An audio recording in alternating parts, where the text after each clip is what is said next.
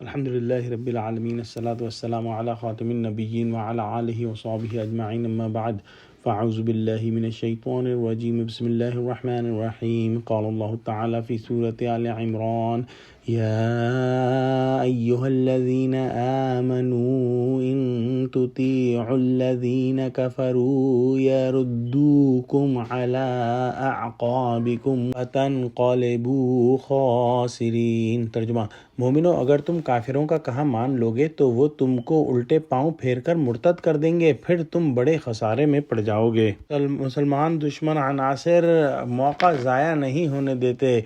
جنگ احد میں جب مسلمانوں کو عارضی شکست ہوئی، ان کے دل ٹوٹے ہوئے تھے، جسم زخمی تھے، تو کافروں اور منافقوں نے موقع پا لیا اور انہوں نے ان لوگوں کو الزام اور طعنے دینے شروع کر دیے۔ بعض خیر خواہی کے پردے میں سمجھانے آ گئے تاکہ آئندہ لڑائی پر مسلمان دلیری نہ کریں۔ اللہ سبحانہ و تعالی نے اس آیت میں مسلمانوں کو خبردار کر دیا ہے کہ دشمن کا فریب مت کھاؤ۔ اگر خانہ خواستہ ان کے چکموں میں آؤ گے تو جس ظلمت سے خدا نے نکالا ہے، پھر الٹے پاؤں اسی میں جا گرو گے اور رفتہ رفتہ دین حق کا دامن تمہارے ہاتھ سے چھوٹ جائے گا، اور اس کا نتیجہ دنیا اور آخرت کے خسارے کے سوا کچھ بھی نہیں۔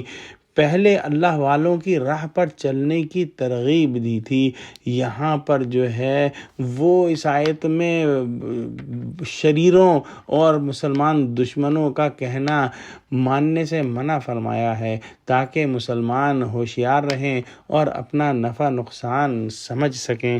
ایک اہم بات سمجھنے کی یہ ہے کہ قرآن مجید کا طرز بیان جو ہے وہ عام ہے۔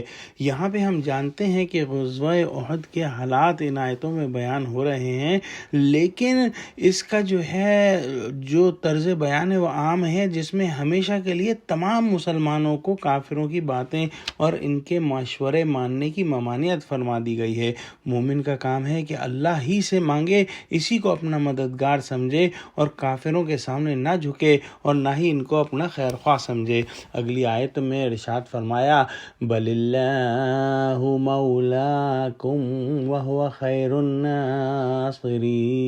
ترجمہ: یہ تمہارے مددگار نہیں ہیں بلکہ خدا تمہارا مددگار ہے اور وہ سب سے بہتر مددگار ہے۔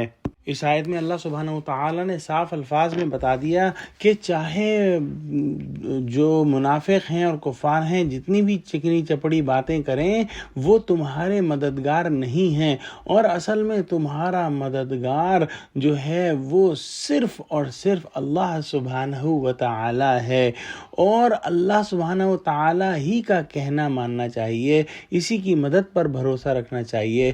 جس کی مدد پر خدا ہو، اس کو کیا حاجت ہے کہ دشمنان خدا کی مدد کا منتظر رہے یا ان کے سامنے گردن اطاعت خم کر دے۔